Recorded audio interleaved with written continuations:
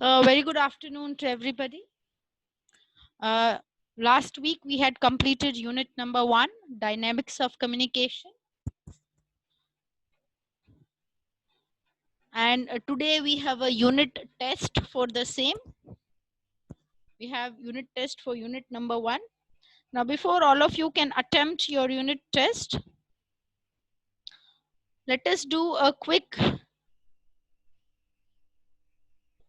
revision of what topics have we dealt with in unit 1 and what are the things that we covered. So it would be a quick recall of what we did. So these are the different topics that we have dealt with, beginning from the definition of communication, the process of communication, kinesics, proxemics, paralinguistic features, interpersonal communication, intercultural communication. So definition of communication, we understood that communication is a word which means to share. What do we share? We share ideas, we share information, we share via different mediums, that is orally. We might also share verbally, non-verbally, etc. Then we had dealt with the process of communication. There are different elements in the process of communication like sender, encoding, channel or medium, decoding, receiver, and very important, feedback. Remember, without the feedback, the process of communication will be incomplete. Apart from these terms in the process of communication, we had terms such as communication environment and noise. Communication environment means the place, exactly the place where the communication is going to take place. Right now, if you say it's through the medium of Zoom, that's our communication environment. Noise with reference to communication is any kind of distraction that confuses your communication or breaks your communication to some extent is termed as noise. So what are a few examples over here?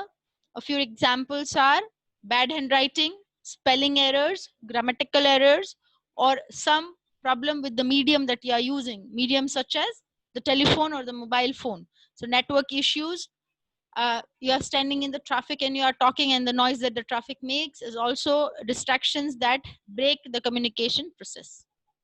Then we had studied about kinesics. Kinesics actually means body language in simplified words. So it is a part of non-verbal communication, which includes the head movements, the facial expressions, eye contact, gestures, and postures. Every gesture, posture, or movement by the body would always communicate a message. They'll be telling you about things. They'll be communicating. So a wrong body language would lead to a wrong message being conveyed. The next topic that we dealt with was proxemics. Proxemics in simple terms means space language, language that you use or a non-verbal component that is explored through the space which you keep between yourself and the speaker. Remember the two important names over here. Edward T. Hall. Edward T. Hall is the name of the author, and the name of his book is The Hidden Dimension. The name of his book is The Hidden Dimension. In this book, he has divided proxemics into 4 different zones. I hope you remember the shortcut that we had tried to recollect the names properly. It's called IPSP, the acronym that we had found. The intimate zone, IP, the intimate zone. Then P, the personal zone, that's INP. S, social zone, and again a P, public zone. Each zone has its own range, ranging from personal touch up to visible sight that is almost 25 to 30 feet. How you communicate and how communication becomes more formal with each advancing zone. Here you cannot change the chronological order of the zone because each increases in a specific sequence and an order. Then you have got paralinguistic features.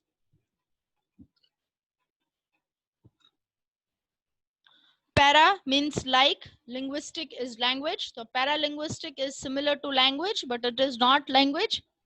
That is why again it is also a non-verbal component of communication. So what is paralanguage? It is actually associated with the way you use your voice, the voice quality, the speed with which you speak, the tone, the pitch, the volume, etc. are included in the paralinguistic features. Paralinguistic features actually add a charm to the way you speak. It is an additional element to make you a better speaker.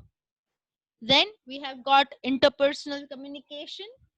By interpersonal communication, I mean to say communication within your colleagues or your peers. Why is it important?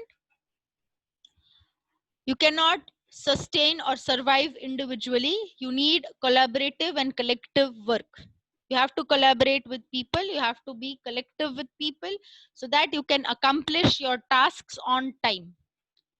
If an individual tries to do everything on his own, he might not meet the deadlines and he or she would overburden himself or herself.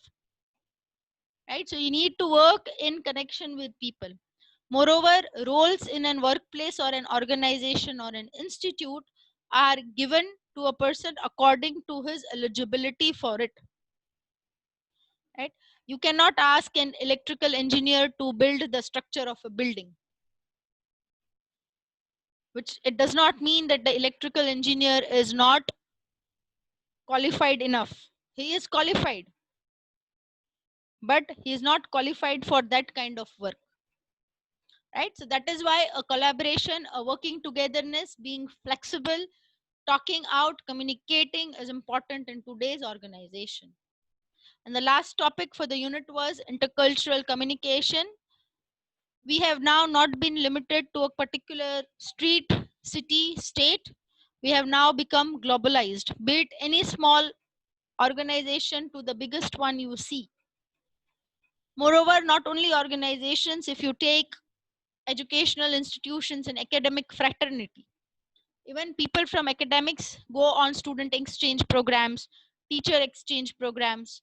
You also go and attend seminars, conferences, etc. to different parts of the world or even also different parts of the country.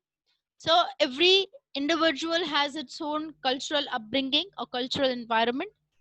You cannot learn anybody's culture overnight. Yes, you can learn the important aspects of it. Why? Because every culture has its own significance. We had the examples of comparing the US, the UK, and India. Though, if you put aside India, if you take UK and US, you might find them to be very similar on the surface. We had seen the cultural iceberg, remember, right? You can find them to be quite similar in terms of the superficial culture that they follow. But even their cultures are quite different if you dive deep within. Right? So I should know the culture so that I do not offend a person. I should know the culture because I'm expanded and I'm opening the doors of my organization to different cultures and people belonging to different cultures. So again, for a smooth functioning and a smooth working, trying not to offend people, I should know what is their culture and try to adjust and adapt to the culture. We had also got an example of a cultural shock. Because you have been brought up in a certain kind of a cultural environment and you have to shift somewhere else for a better opportunity either in your education or your job, the difference in the culture that you see there would lead to a cultural shock in the individual. Now, if you have read about the other country's culture, their rites and rituals, then the cultural shock might be less severe in nature. Otherwise, it would leave the person dumbfold. That is, you are quite shocked. You don't know what to do. You might not feel comfortable. So, knowing about the culture helps you comfortably transit from one culture into another. Right? So, these were the topics that we have dealt with in unit number 1, and we have done a quick revision of the same.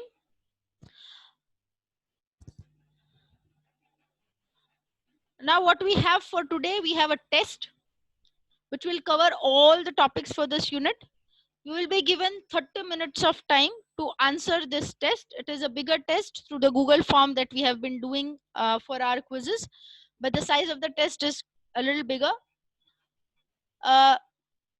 Please read the questions and the options carefully before submitting the quiz. Read it twice because the marks would be integrated and they are going to be mapped with your continuous semester evaluation. These marks are really important. So read the question carefully, read the options carefully. Do not be in a hurry to answer the questions. You are given 30 minutes of time to attempt this quiz. So what I'm going to do is now I'm going to paste the link of the quiz here for you.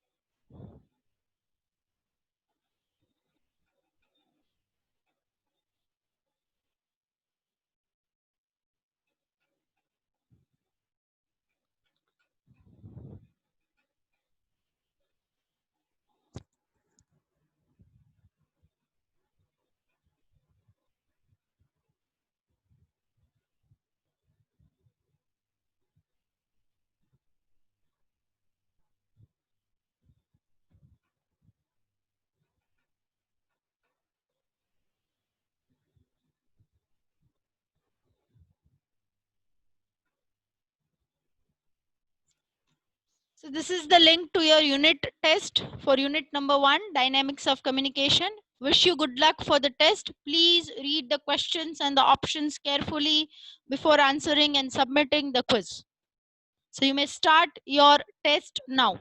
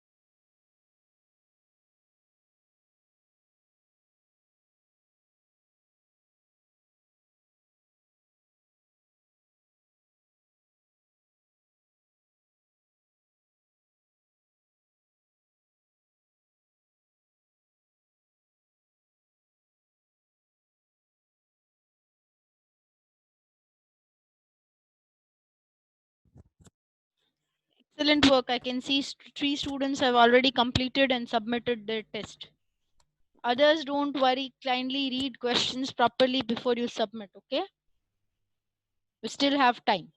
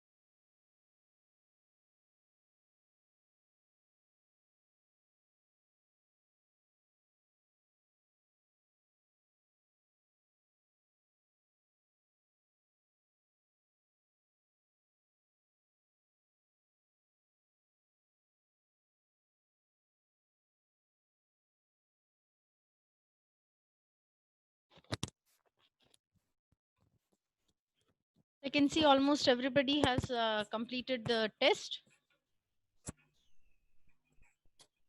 I hope we did not face any doubts in the test part.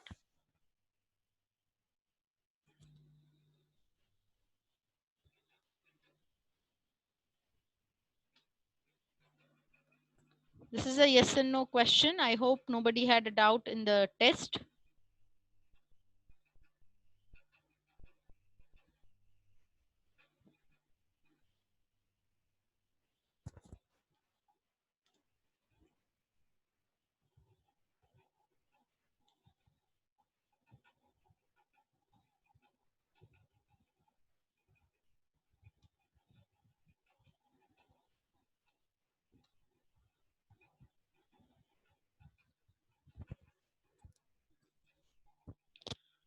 I'm asking a yes and no question. Has anybody had a doubt in the test, or it was all done good?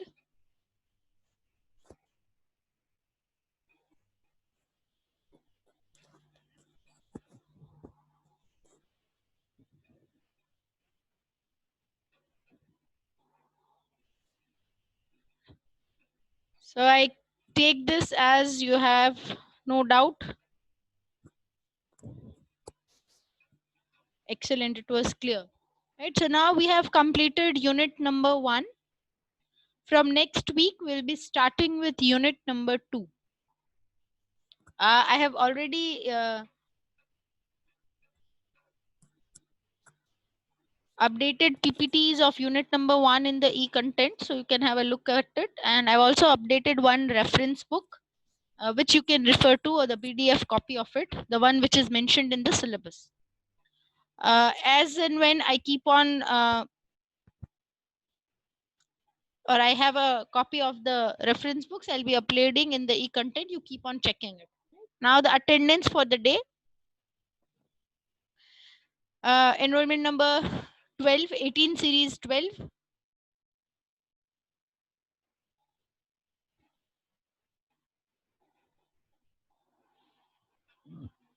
Attendance 18 series 12. 19 series 1.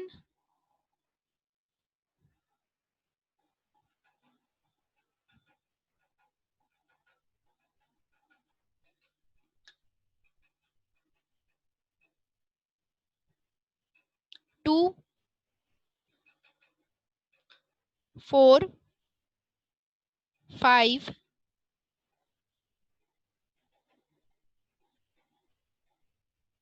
6, 7, 9, 10, 11,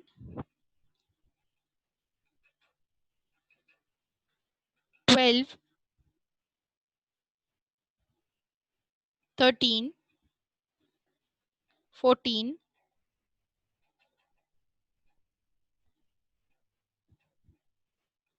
14, 15. Okay, 15 is not there. 16, 17, 18, 19,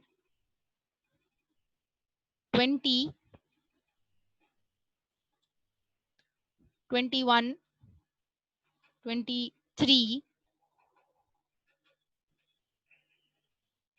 and 24. I'll just call out the absent numbers once. If you have missed your number, you can tell me right now. Enrollment number 2, 4, 7,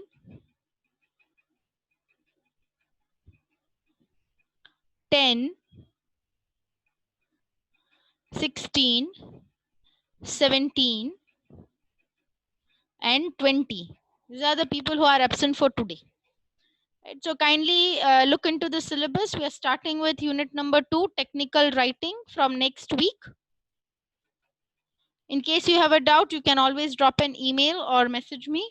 I'll be happy to solve and resolve your queries.